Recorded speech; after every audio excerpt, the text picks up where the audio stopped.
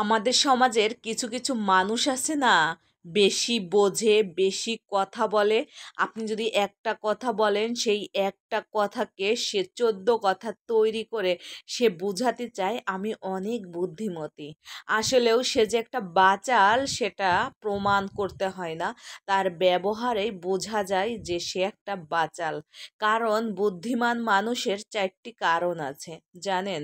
এক জায়গায় ১৫ জন ২০ জন মানুষ কথা বলতেছে, তর্কে বিতর্কে লাগে গেছে, তখন একটা বুদ্ধিমান মানুষ কিভাবে জানেন যে আমি চুপ থাকি। এটাই হচ্ছে একটা বুদ্ধিমানের কারণ। দ্বিতীয় নাম্বার হচ্ছে যে একটা বুদ্ধিমান মানুষ দেখলো যে এখানে অনেক রকমের কথাবার্তা চলতেছে, বা আমার কথায় কোনো দাম দিচ্ছে না, আমার কথায় কোনো পাত্তা দিচ্ছে না, সত্যকে মিথ্যা বানাচ্ছে, মিথ্যাকে সত্য বানায় নিজে জয়ী হচ্ছে। তখন সেই বুদ্ধিমান মানুষটা না নীরবই থাকে যে এটা নিয়ে অবশ্যই এ ঘোল খাওয়াই ছাড়বে। তখন ৫ জন মানুষকে ডাক দিয়ে তার আসল কথাগুলো তুলে ধরে। তখনই সে বুদ্ধিমান, তাই সে প্রমাণ করে। তৃতীয়ত ব্যক্তি, যে বুদ্ধিমান ব্যক্তি হচ্ছে স্বামী স্ত্রীর ভিতর দেখবেন যে ঝগড়া লাগে, হয়তো স্বামী বুদ্ধিমান থাকে, নাইলে এ বউ বুদ্ধিমান থাকে। এক সময় দেখা যায় যে দুইজনই যদি চালাক আর বুদ্ধিমান হয়, সেই সংসারটা অনেক সুন্দর কাইটে যায়।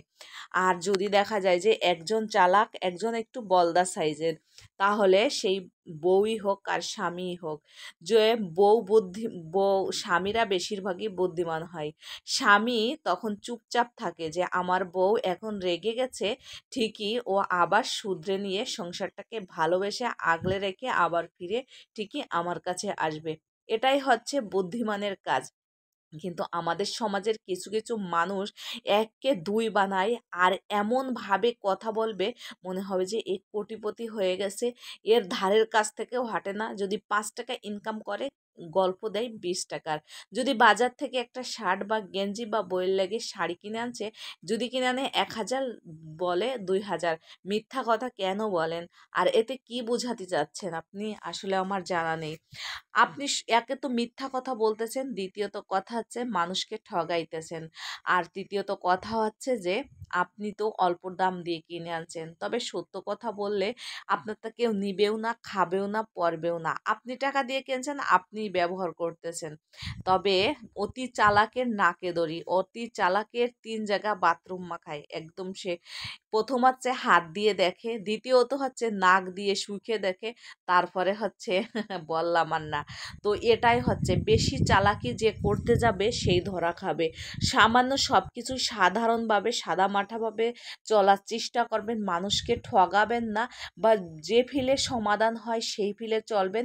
দেখবেন যে আপনিও আপনার নিজের মনের কাছেও আপনি খুব ভালো লাগবে, এবং আপনারও কেউ ঠগাবে না।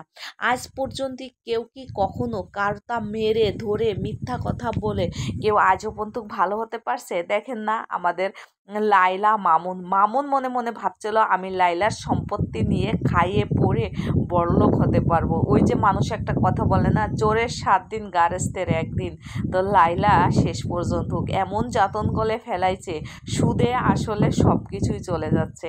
আসলেও বন্ধুরা, আমার এই গল্পটা মানে আমি চোখ কান খোলা রাখি, চারিপাশে ঘোরাফেরা করি, যেটা বাস্তব ঘটতেছে সেটাই আমি তুলে ধরার চেষ্টা করতেছি।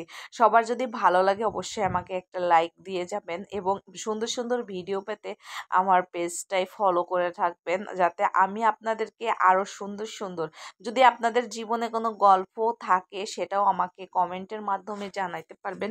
অবশ্যই আমার মাধ্যমে আপনাদের কাছে আপনাদের গল্পগুলো শেয়ার করব। আসলেও সত্য কথা বলতে কি, যে আপনি সত্যের কোনো জয় আছেই, মিথ্যা কথা বলবেন না। দেখবেন যে মিথ্যার অবনতি হবেই, কিন্তু সত্যের জয় একদিন না একদিন হয়েই যাবে। তাই কেউ মেরে ধরে কেউ কখনো বড়লোক হতে পারে নাই।